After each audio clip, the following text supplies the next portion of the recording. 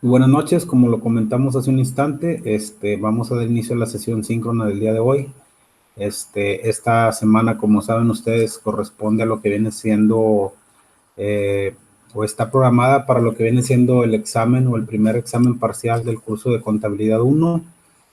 Por ahí se subió una sesión, una sesión síncrona para el día de hoy. Y los temas a ver van a ser los temas que vimos durante la primera parte del curso, que son 5 capítulos. Y la idea es que nos sirva de repaso para que ustedes tengan un poquito más de facilidad para presentar su examen. El examen consta de 30 preguntas, estará disponible a partir del próximo viernes 30 de octubre a las 00 horas y hasta el día 3 de noviembre a las 23:59. Es decir, van a tener 5 días para que ustedes accesen a la plataforma y contesten el examen. El examen es de opción múltiple, son preguntas que vimos durante el transcurso de la primera parte del curso y pues vamos a dar inicio. El primer tema que vamos a ver el día de hoy es el capítulo 1, que habla de las nociones preliminares y de la actividad preponderante de todo contador público. Antes de iniciar con lo que viene siendo el repaso, voy a permitirme presentarles las diapositivas y comentarles que independientemente de lo que estemos viendo aquí o hayamos visto en el curso, es importante que ustedes revisen muy bien sus capítulos y que de alguna otra manera si tienen alguna duda, con toda confianza la puedan externar. Vamos a iniciar con el capítulo 1 que se habla de las nociones preliminares. Como lo vimos en su momento, son nociones preliminares de lo que viene siendo la contabilidad. Y el objetivo primordial o primario de este capítulo era conocer los conceptos básicos de introducción a la contabilidad. Definimos primero lo que es la contabilidad. La contabilidad es la disciplina que enseña las normas y los procedimientos para ordenar, analizar y registrar las operaciones practicadas por las unidades económicas constituidas por un solo individuo o bajo la forma de sociedades civiles o mercantiles de acuerdo a la Ley General de Sociedades Mercantiles. Es decir, que toda persona física o toda persona moral puede llevar a cabo lo que viene siendo un sistema contable, tiene un sistema contable que le ayuda a registrar todas sus operaciones de manera cotidiana y que nos sirven para tomar decisiones, pagar impuestos, etc. También nos dice que es una herramienta clave para conocer en qué situación y en qué condiciones se encuentra una empresa y con esta documentación poder establecer las estrategias necesarias con el objeto de mejorar su rendimiento económico. Entonces es muy importante entender que sin la contabilidad no podríamos generar información financiera que nos pudiera ayudar a tomar estrategias o establecer estrategias para mejorar tanto el rendimiento operativo como el rendimiento económico. ¿Cuáles son los objetivos de llevar contabilidad? Pues es establecer un control riguroso sobre cada uno de los recursos, que son los activos, y las obligaciones, que son los pasivos de un negocio.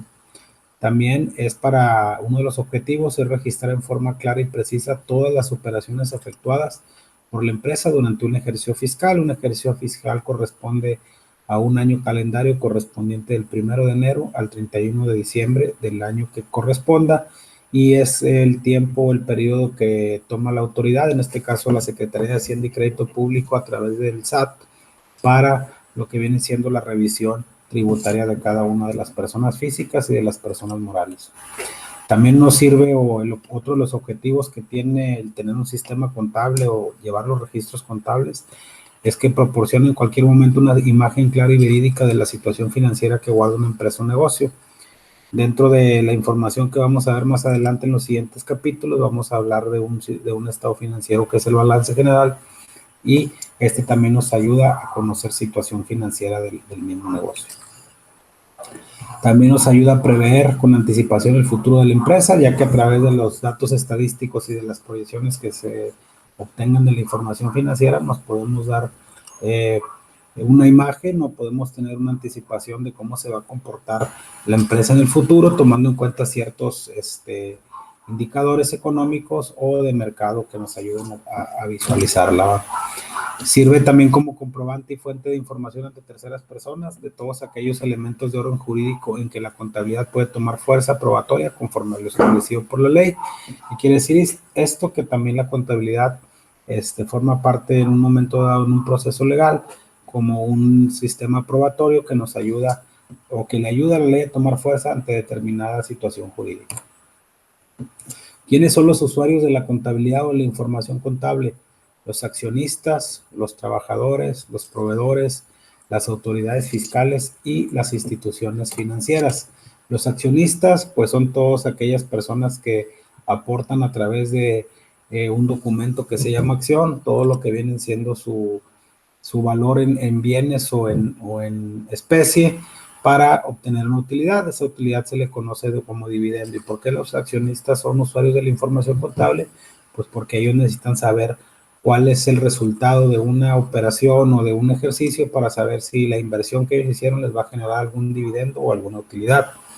Los trabajadores, ¿por qué los trabajadores? Porque hay que acordarnos que dentro de lo que viene siendo, hay un concepto que se le llama participación de los trabajadores en las utilidades, donde dice que dependiendo del resultado fiscal de un ejercicio de una persona física o moral, se pueden repartir utilidades a una tasa del 10%.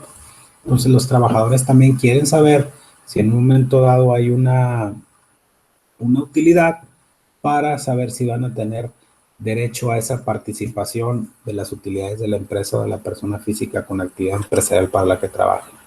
Los proveedores, ¿por qué los proveedores? Pues para saber si somos sujetos a crédito ante una determinada operación de suministro de mercancías, de bienes o servicios y saber si la información contable de la empresa es buena para saber si somos, como lo comento, si somos sujetos a crédito y tenemos la capacidad de pago. Las autoridades fiscales, ¿por qué las autoridades fiscales? En este caso, los diferentes órganos reguladores como son el Estado, la Federación, porque hay que acordarnos que a través de la información financiera o de la información contable que emana de la contabilidad, se determina lo que viene siendo el pago de impuestos. Y las instituciones financieras, al igual que los proveedores, las instituciones financieras en un momento requerimos algún tipo de financiamiento o de liquidez para adquirir capital de trabajo o algún concepto que nos ayude a mejorar el rendimiento y la operación de la empresa, pues ellos necesitan saber cuál es la situación financiera, si hay utilidades, si tenemos los suficientes activos para hacer frente a los compromisos, para saber si somos sujetos a crédito o no. ¿Cuál es la función del contador? El contador es aquel profesional encargado de estructurar el sistema de procesamiento de operaciones más adecuado que proporciona información financiera confiable para tomar decisiones acertadas. Está muy claro que los contadores somos los responsables de generar o de estructurar el sistema de procesamiento de operaciones. También somos el profesional responsable de establecer los procedimientos de información que permitan controlar, registrar, verificar y explicar cada una de las operaciones realizadas por una empresa. Son parte de los servicios que proporciona el contador público. ¿Cuáles son los objetivos de los procedimientos contables? Establecer el procedimiento óptimo de registro de operaciones efectuadas por la empresa, ya sea manual o electrónico. Cumplir con los requerimientos de información para la toma de decisiones por parte de la dirección general, como son los estados financieros, auxiliares específicos de determinadas cuentas, entre otros. Y cumplir correctamente con las obligaciones laborales y fiscales, así como contribuir para el correcto funcionamiento de las demás áreas de la empresa, como son producción, ventas, planeación, mercadotecnia, etc. Administrar de manera adecuada los recursos financieros de la empresa. También hay el código de comercio de la parte comercial, nos dice que el capítulo 3 nos habla de lo que es la contabilidad mercantil y es una de las partes que nos regula llevar la contabilidad.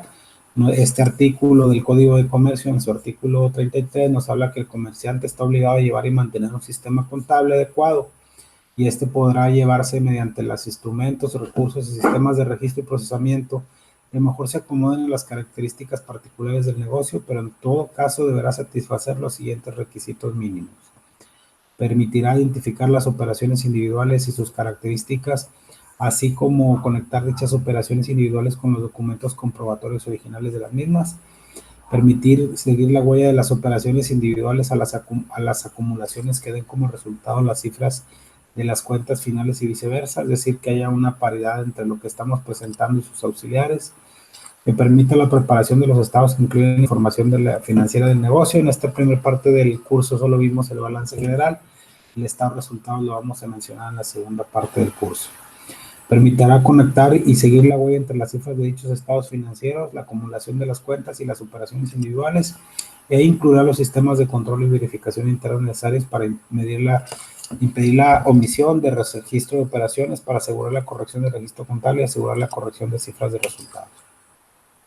Dentro de la parte de lo que viene siendo las leyes federales, la ley del ICR en su capítulo 9 habla de las personas morales. Nos dice que el artículo 76 dice que los contribuyentes que obtengan ingresos en los señalados en este título, además de las obligaciones establecidas en otros artículos de esta ley, tendrán las siguientes obligaciones: llevar contabilidad conforme al Código Fiscal de la Federación, su reglamento y reglamento de esta ley, y efectuar los registros de la misma. Está muy caro, claro.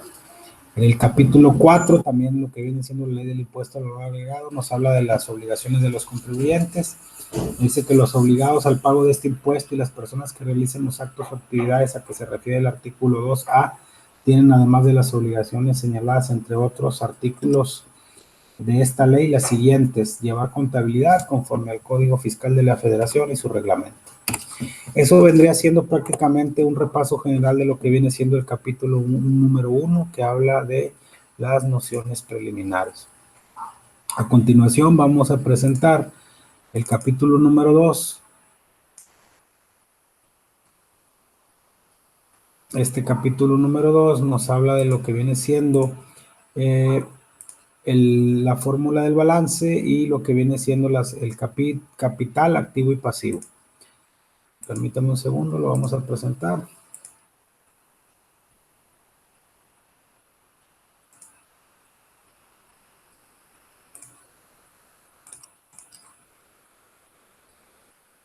Bueno, vamos a empezar. El capítulo 2 vimos que era lo que es capital activo y pasivo, y el objetivo es que el alumno debe de comprender los conceptos de activo, pasivo y capital. La palabra capital tiene varios significados y por lo general se refiere al dinero o a los bienes expresados en dinero que posee una persona. Y ahí nos pone un ejemplo, que el señor José Gómez es propietario de un terreno con valor de 300,000 pesos, y un edificio de 600,000 pesos, por lo tanto su capital es de 900,000 pesos. Para poder tener un concepto claro del verdadero significado que el capital tiene en el estudio de la contabilidad, explicaremos lo que se entiende por este concepto en los 3 aspectos que por sí mismo puede presentar: lo que viene siendo el capital económico, el capital financiero y el capital contable. El capital económico es uno de los factores de la producción para poder producir riqueza. Ejemplo, un carpintero, sus herramientas de trabajo constituyen su capital, porque sin ellas no puede hacer su trabajo productivo o su productivo su trabajo. En el caso de las empresas sería la maquinaria y equipo necesarios para llevar a cabo el proceso de un producto o el proceso productivo.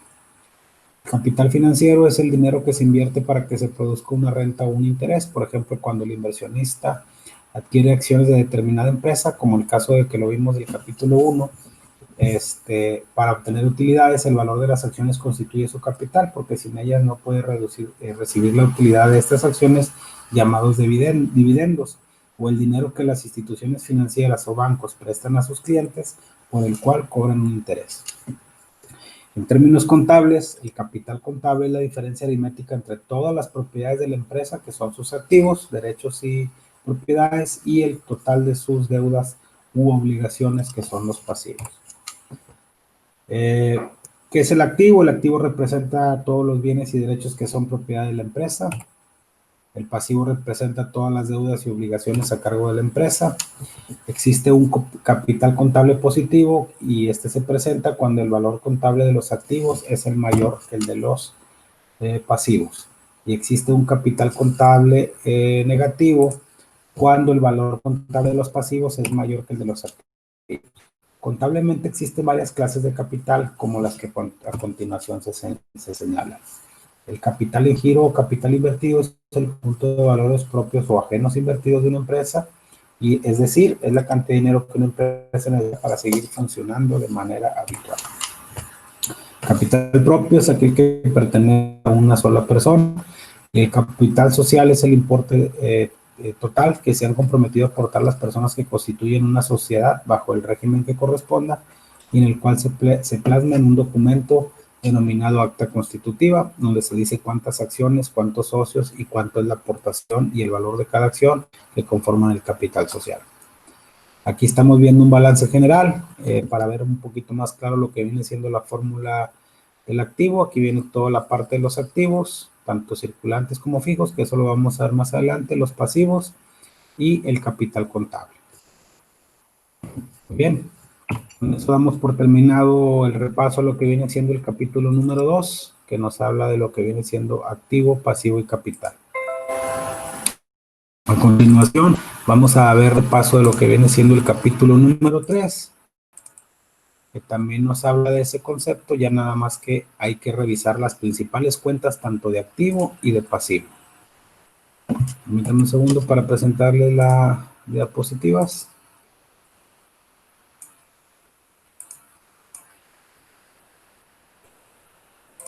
Segundito.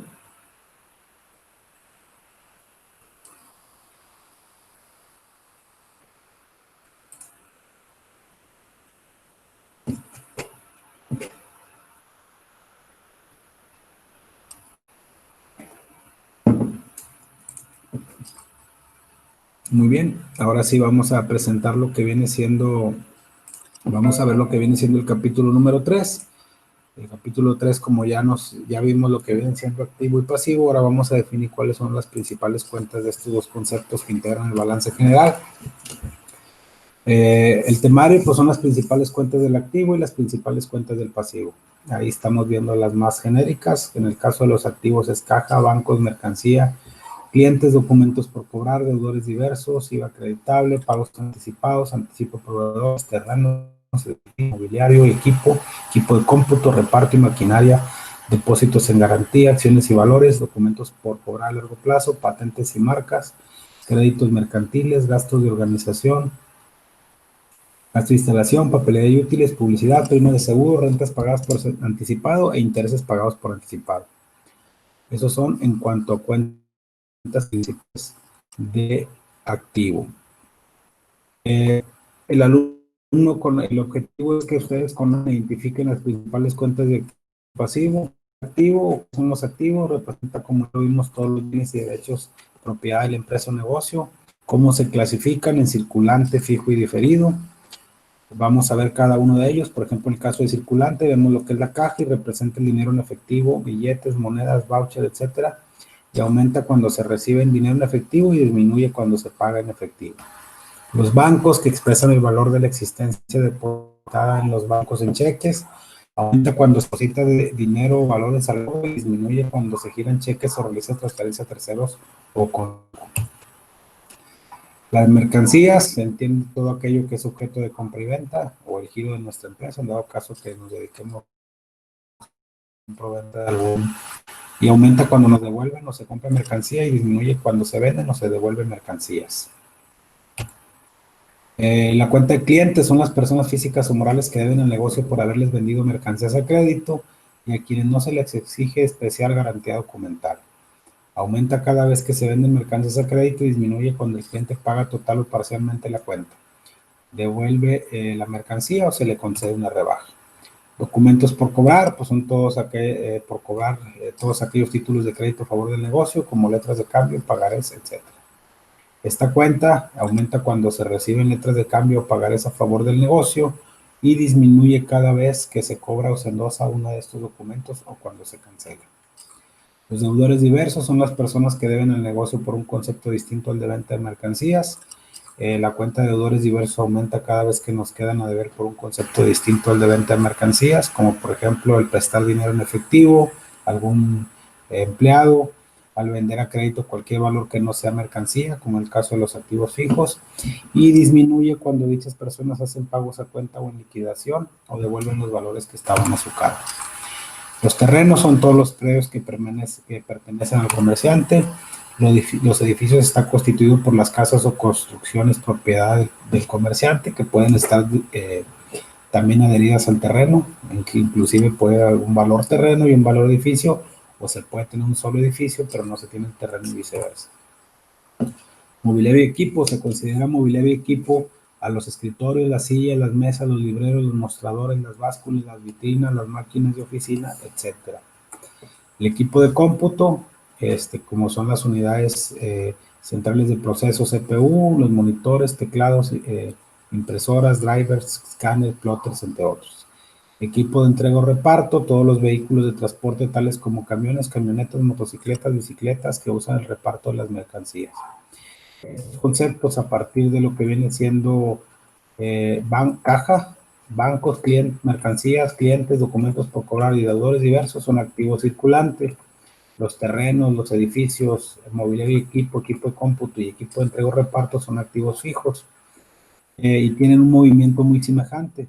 Estas cuentas que aumentan cada vez que se compran uno de estos bienes y disminuyen cuando se venden o se dan de baja por inservibles. Los depósitos en garantía, que también pueden ser parte del activo fijo, están constituidos por los contratos mediante los cuales se amparan las cantidades que se dejan en guarda para garantizar valor de sus servicios que el negocio va a disfrutar. Por ejemplo, el depósito que exige la compañía de luz para proporcionar energía eléctrica, el depósito que se deja como garantía para el arrendamiento de un edificio, etc. La cuenta de depósitos en garantía aumenta cada vez que se dejan valores, deja en guardia dinero o en guarda, dinero valores y disminuye cuando se devuelve el importe de dichos depósitos por haber terminado el plazo del contrato o por la cancelación del mismo. Hasta ahí son lo que vienen siendo los activos fijos. Ahora vamos a ver los activos diferidos, que son todos los gastos que se hacen para acondicionar el local a las necesidades del negocio, así como para darle al mismo cierta comodidad y presentación. La cuenta de gasto de instalación aumenta por cada uno de los gastos que se hagan para acondicionar el local y disminuye por la parte proporcional que dichos gastos se vayan amortizando por el uso o por el transcurso del tiempo.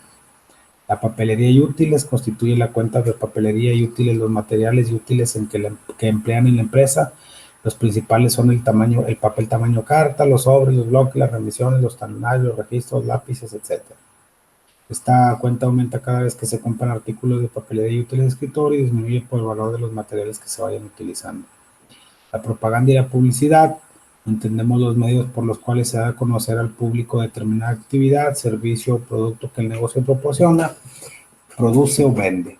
Los medios más conocidos son los folletos, prospectos, volantes, panfletos, anuncios en diarios, revistas, radiodifusoras y la televisión inclusive.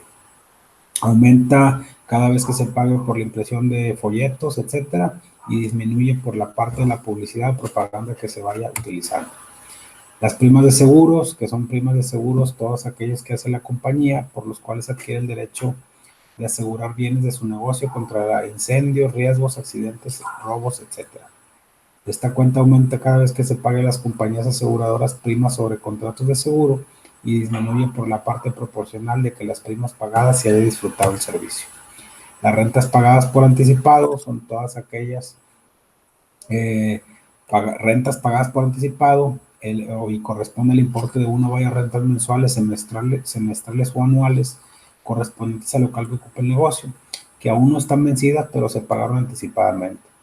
Estos pagos se hacen de manera anticipada, por así estipularlo dentro del contrato de arrendamiento o porque así convienen los intereses del comerciante. Esta cuenta disminuye, aumenta, cada vez que el comerciante paga por anticipado el importe de una o varias rentas mensuales, semestrales o anuales, y disminuye por la parte proporcional de que el servicio sea disfrutado en el transcurso del tiempo. Intereses pagados por anticipado, se entiende todos aquellos intereses pagados antes de la fecha de vencimiento de un determinado crédito y se presenta en aquellos préstamos en los cuales los intereses se descuentan de la cantidad originalmente recibida. Por ejemplo, se recibe la cantidad de préstamo de 200,000 pesos, de los cuales se descuentan 75,000 por intereses correspondientes a 2 años, que es el plazo del crédito, y como puede verse, dichos pagos equivalen a un pago. Dicho pago de intereses equivalen a un pago anticipado. Aumenta cada vez que se paguen intereses por anticipado y disminuye por la parte proporcional que dichos intereses se haya convertido en gasto. ¿Qué son los activos? Representan todas las deudas y ¿Qué son los pasivos? Perdón, representan todas las deudas y obligaciones a cargo de la empresa o negocio. En el primer caso vamos a hablar de lo que vienen siendo proveedores, que son proveedores parte del pasivo circulante y son las personas o casas comerciales a quien debemos por haberles comprado mercancía a crédito sin darles ninguna garantía documental. La cuenta de proveedores aumenta cada vez que se compran mercancías a crédito, disminuye cuando se paga total o parcialmente la cuenta y se devuelve mercancías al proveedor o cuando nos conceden alguna rebaja. Los documentos por pagar son todos aquellos títulos de crédito a cargo del negocio, tales como letras de cambio, pagarés, etc. La cuenta de documentos por pagar aumenta cuando se expiden letras de cambio o pagarés a cargo del negocio y disminuye cada vez que se paguen o se cancelen estos documentos. Los acreedores diversos son las personas a quienes debemos por un concepto distinto a la compra de mercancías y aumenta cada vez que debemos o que quedemos a deber por un concepto distinto al de la compra de mercancías, por ejemplo, al recibir un préstamo en efectivo, al comprar mobiliario a crédito, etc. Y disminuye cuando se paga total o parcialmente la cuenta o se devuelven al acreedor los valores que estaban a nuestro cargo. Los acreedores hipotecarios, hasta aquí viene siendo el pasivo circulante. Lo que viene siendo el pasivo fijo o diferido, vamos a poner el ejemplo de lo que son los acreedores hipotecarios o hipotecas por pagar. ¿Por qué es fijo? Porque generalmente las hipotecas o las deudas por hipoteca son cantidades que se pagan a determinado número de años, que puede ser generalmente arriba de 10 años. Y representan las obligaciones que tienen como la garantía de la escritura de bienes inmuebles y se entiende por inmuebles los terrenos y edificios que son bienes permanentes, duraderos y no consumibles rápidamente. Esta cuenta aumenta cada vez que se reciban préstamos cuya garantía está constituida por algún bien inmueble y disminuye por los pagos que se hagan a cuenta de liquidación de dichos préstamos hipotecarios. El siguiente concepto que vamos a ver son los intereses cobrados por anticipado y viene siendo a partir de aquí lo que viene siendo el pasivo diferido. A diferencia del activo diferido que pagamos por anticipado intereses, aquí los cobramos por anticipado, por lo que representa un pasivo diferido y son los intereses que aún no están vencidos y que se han cobrado anticipadamente. Esta aumenta cada vez que se cobran intereses por anticipado y disminuye por la parte proporcional que de dichos intereses se haya convertido en utilidad. Rentas cobradas por anticipado son el importe de una o varias rentas mensuales, semestrales o anuales que aún estando vencidas se hayan cobrado por anticipadamente. Es el mismo caso del activo, pero en el caso del activo son rentas pagadas por anticipado y aquí son cobradas por anticipado. La cuenta de rentas cobradas por anticipado aumenta cada vez que se cobren rentas por anticipado y disminuye por la parte proporcional que de dicha renta se haya disminuido conforme el transcurso del tiempo. La parte de dichas rentas que haya disminuido es la que debe considerarse una utilidad. Ya vimos las principales cuentas de activo y pasivo en cuanto a cuentas de activo circulante, fijo y diferido y cuentas de pasivo circulante, fijo y diferido. Vamos a continuar con un repaso de lo que viene siendo el capítulo número 4, en el cual hablamos cómo se clasifican estas cuentas de activo y pasivo. Permítanme un segundito.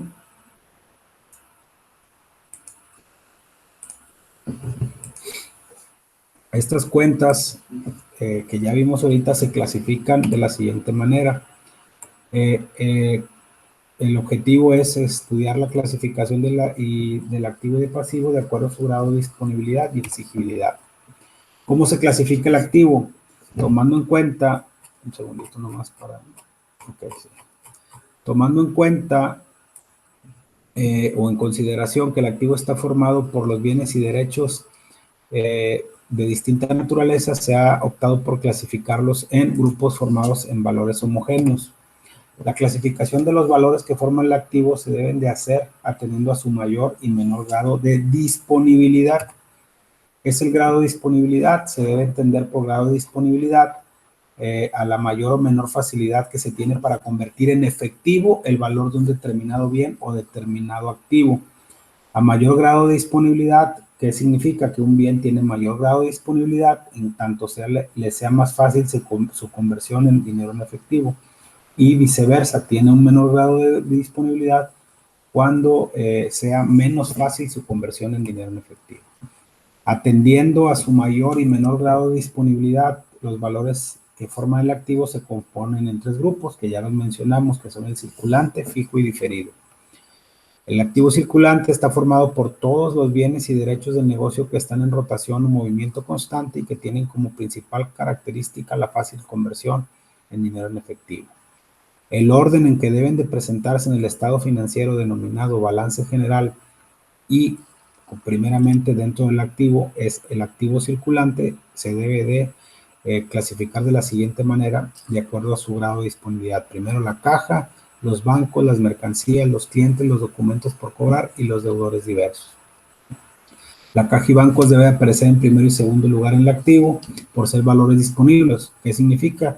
Que no necesita ninguna conversión para hacer dinero en efectivo, puesto que ya lo son. Caja y bancos también se pueden clasificar en un grupo especial que se conoce como activo disponible, pues son los valores con los que se puede disponer inmediatamente sin necesidad de ninguna conversión. Las mercancías, esta debe aparecer después de la caja y bancos, como ya lo mencionamos en esta parte. Por ser más fácil, el activo más fácil de convertirlo en dinero en efectivo, debido a que constantemente se están realizando, que significa que técnicamente estamos constantemente vendiendo las mercancías y aunque en algunos de los casos de crédito, en otros pueden ser de contado y se generan rápidamente o se convierten rápidamente en efectivo, atendiendo a su mayor grado de disponibilidad, obviamente. Los clientes deben aparecer en el activo circulante por su fácil conversión en dinero en efectivo y es de fácil recuperación debido a que el negocio da un plazo corto para pagar. Es decir, si nosotros nos dedicamos a vender sillas, pues obviamente vamos a dar un plazo corto para que nos lo paguen el crédito. Es decir, a 15 días y en 15 días tenemos que estar, vendemos la mercancía, hacemos el asiento contable, cargamos a clientes con crédito a ventas y ahí va por pagar. Y cuando nos paguen esas mercancías en 15 días, cancelamos esta cuenta de clientes y ya se convirtió en dinero que entró a la caja o al banco.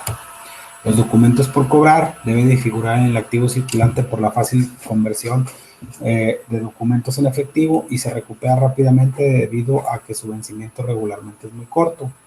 Cuando el negocio acostumbra a descontar sus documentos y a cobrarlos antes de su vencimiento mediante un descuento, su conversión es más rápida que la de clientes, por lo que en atención a su mayor grado de disponibilidad deben de aparecer primero. ¿Qué significa?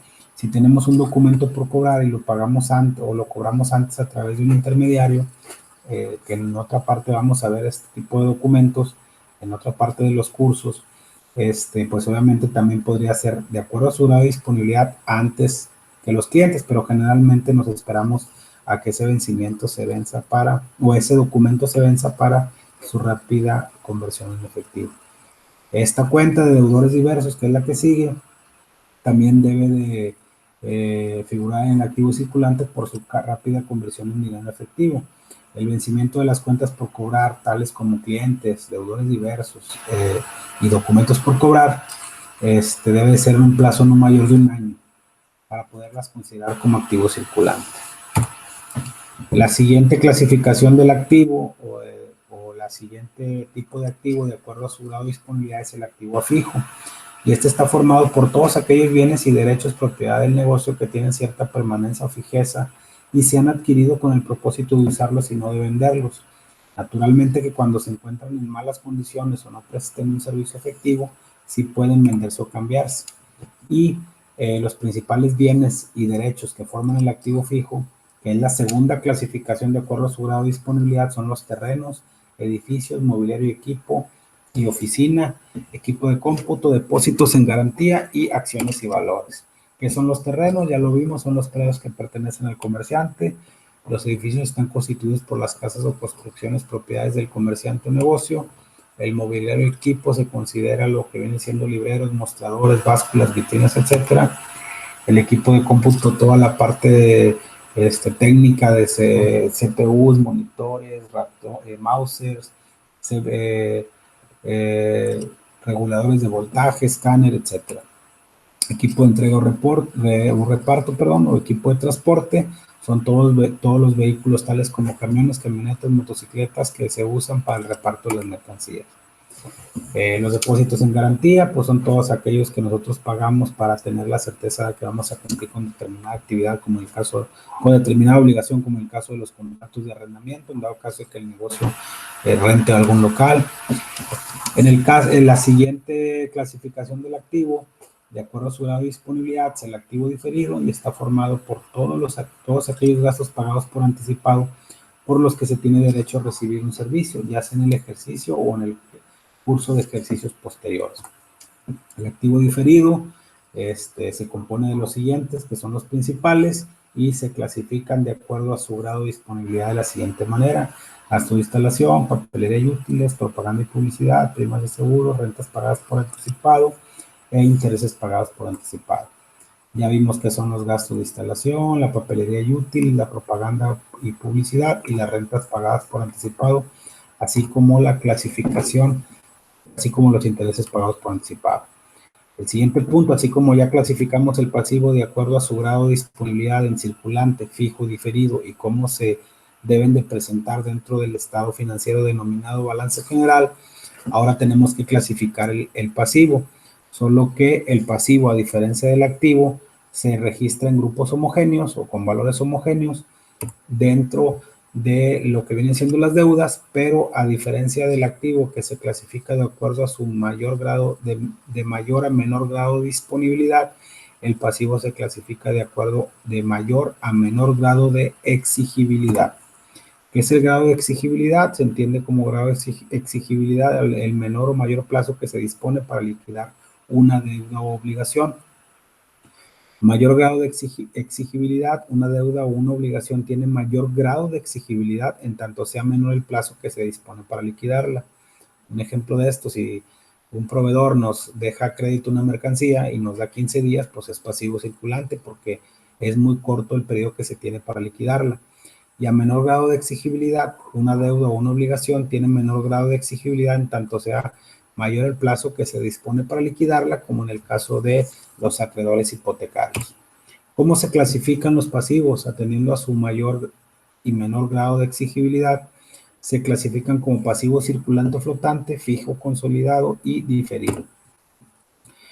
¿Qué es el pasivo circulante o flotante? Está formado por todas las deudas y obligaciones cuyo vencimiento sea un plazo menor de un año. Dichas deudas y obligaciones tienen como característica principal que se encuentran en movimiento constante o en alta rotación. Es algo similar en cuanto a los activos circulantes, nada más que los activos circulantes es su grado de disponibilidad y que sean menores a un año, pero para tenerlos en dinero. Y aquí es a un año, pero para liquidarlos antes de un año, porque los activos son bienes o derechos y los pasivos son deudas u obligaciones. Las principales deudas y obligaciones que forman el pasivo circulante, como ya lo vimos, son los proveedores, documentos por pagar y acreedores diversos. El pasivo fijo o consolidado está formado por todas las deudas y obligaciones con vencimiento mayor de un año, contando a partir de la fecha del balance general.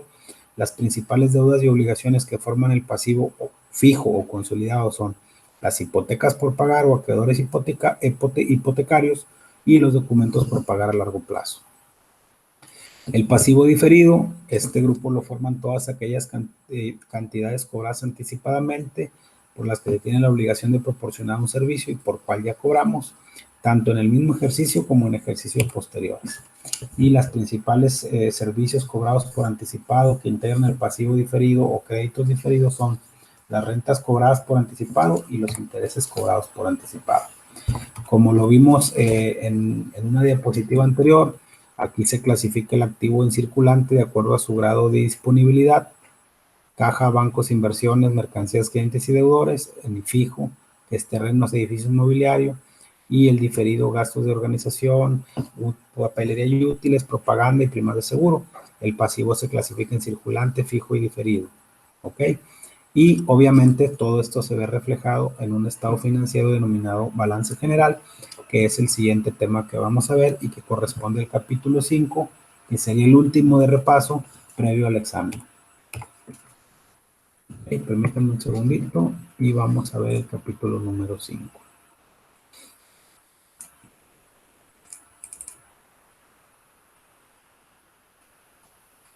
Listo, vamos a ver el capítulo 5. Este es el último tema que veríamos. Un segundito nada más. Este sería el último tema que vamos a ver de repaso. Es el balance general.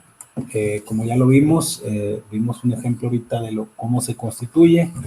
El balance general o estado de situación financiera es el documento contable que presenta la situación financiera de un negocio a una determinada fecha. El balance general presenta la situación financiera de un negocio porque muestra clara y detalladamente el valor de cada una de las propiedades y obligaciones o derechos y obligaciones, así como el valor del capital. La situación financiera de un negocio se advierte por medio de la relación entre los bienes y derechos que forman su activo y las obligaciones y deudas que forman su pasivo. Y para mayor claridad, supongamos dos negocios que tienen los siguientes activos y pasivos. En el caso de la compañía El Progreso, tiene activos por 1,000,000 de pesos y tiene pasivos por 200,000 pesos, por lo que su capital es de 800,000 pesos. Es decir, activo menos pasivo es igual a capital, 800,000 pesos.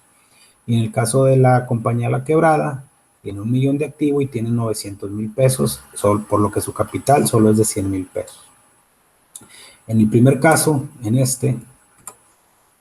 la situación financiera es mucho más favorable que en el segundo, ya que el activo garantiza ampliamente el valor de pasivo. Esto es, con el activo se puede liquidar fácilmente el pasivo, es decir, no tendríamos, y más si es activo circulante, pues fácilmente lo cubriéramos, es decir, que nuestro capital sería de 800,000.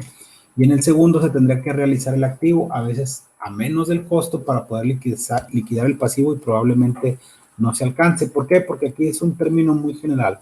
Aquí no sabemos, como ejemplo, si es activo, vaya, como no hay un desglose, no sabemos si es circulante, fijo o diferido, pero aún así, pues habría que ver los tiempos de cada uno de estos derechos contra estas obligaciones para poder tener a la mano estos 100,000 pesos de capital. El balance general también nos dice que presenta la situación financiera de un negocio en una fecha determinada, o sea, al día del balance en que se practica o a la fecha de corte en el que se saca la información, porque si se hiciera un nuevo balance al día siguiente o al mes siguiente o al periodo siguiente, no presentaría exactamente la misma situación, debido a que los saldos de las cuentas serían distintas, aun cuando no se practicara ninguna operación.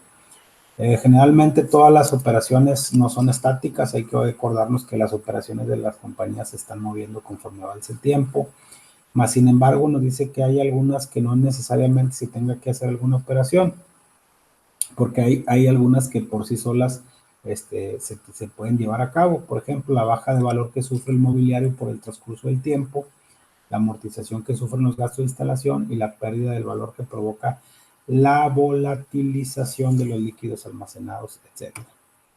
¿Quiénes son las personas interesadas en el balance general o en la situación financiera? No solo le interesa a los accionistas o a los socios, existen otras personas, principalmente el Estado o la Federación, a las que también les importa esta información por lo siguiente. ¿Por qué el Estado?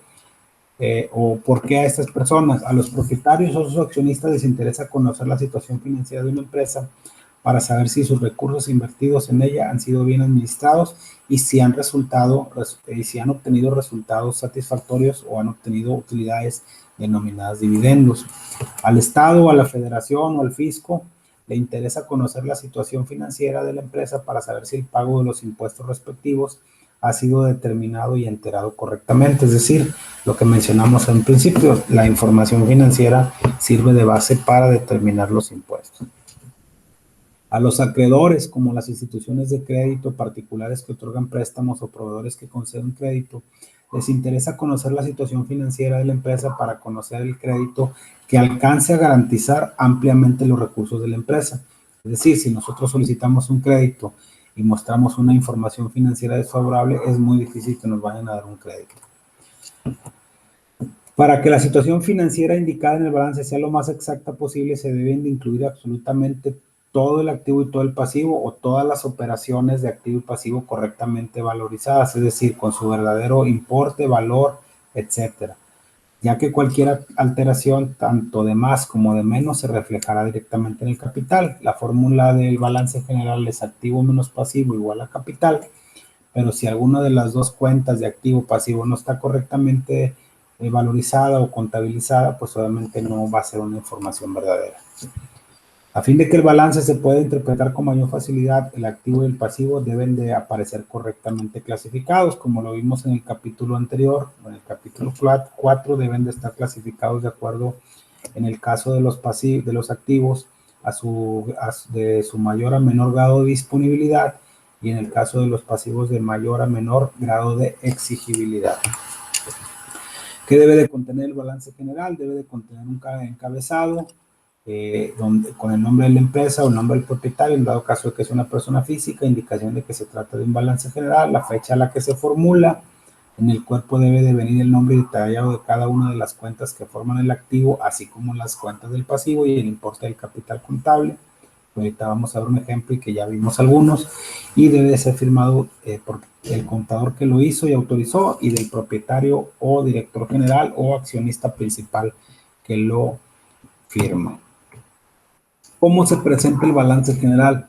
El balance general se puede presentar de dos formas, con forma de reporte y en forma de cuenta.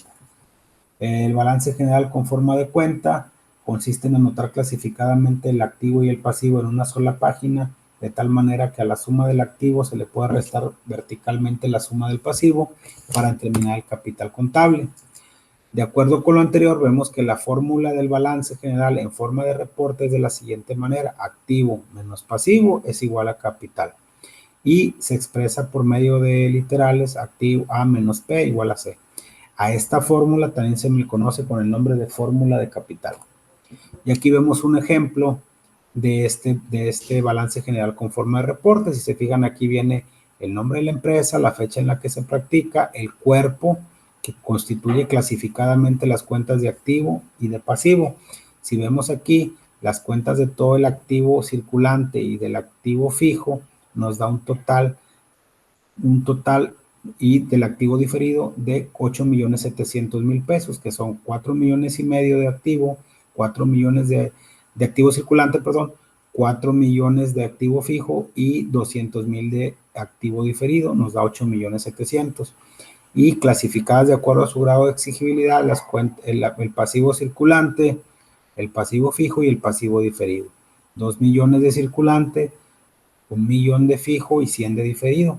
¿Qué significa? Que el total de nuestro activo son 8.700.000 y el total de nuestros pasivos son 3.100.000, por lo que nuestro capital es de 5.600.000. Y al calce viene quien lo autorizó, que es el propietario, que es el ingeniero X, y elaborado por el contador, que es quien lo formula. El balance general con forma de cuenta, en esta forma se emplean dos páginas, aunque aquí diga que dos páginas, en la práctica solamente es una, y ahorita vamos a ver un ejemplo.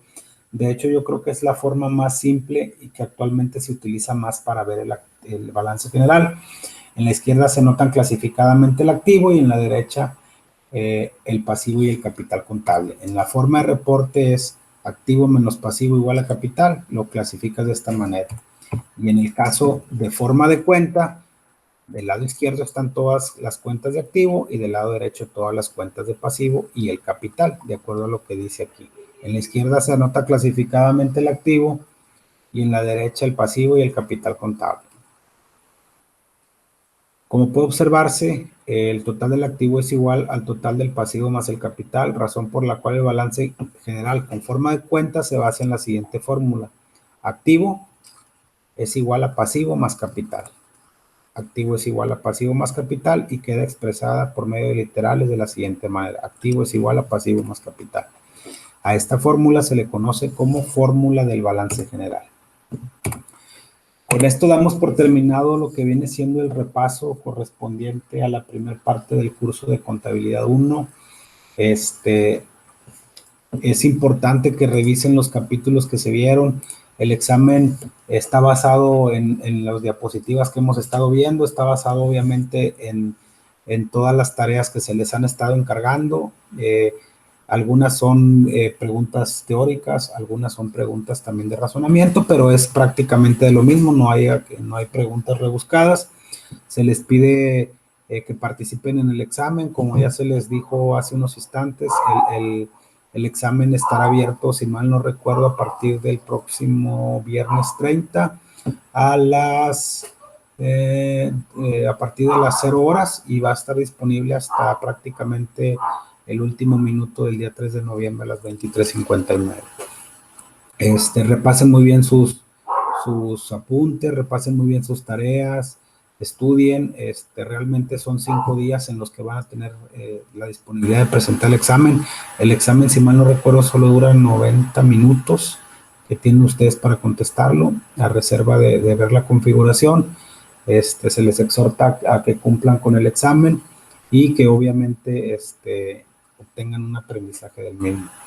Se les desea el mayor de los éxitos y mucha suerte en su examen. Cualquier duda que tengan de esta sesión, o que tengan respecto a las tareas, o que tengan respecto a la teoría que hemos estado viendo, me pueden mandar un mensaje a través de la plataforma. Tratamos de conectarnos relativamente de manera constante para atender sus dudas y que no se queden con alguna inquietud. Les deseo el mayor de los éxitos, mucha suerte y nos estaremos viendo técnicamente la próxima semana. La próxima semana por ahí vamos a ver otro tema que creo que es el de balance comparativo, que ya es un tema un poquito más avanzado del balance general, y vamos a ver por ahí otras definiciones que nos van a servir bastante. Mucha suerte y que tengan ustedes muy buenas noches.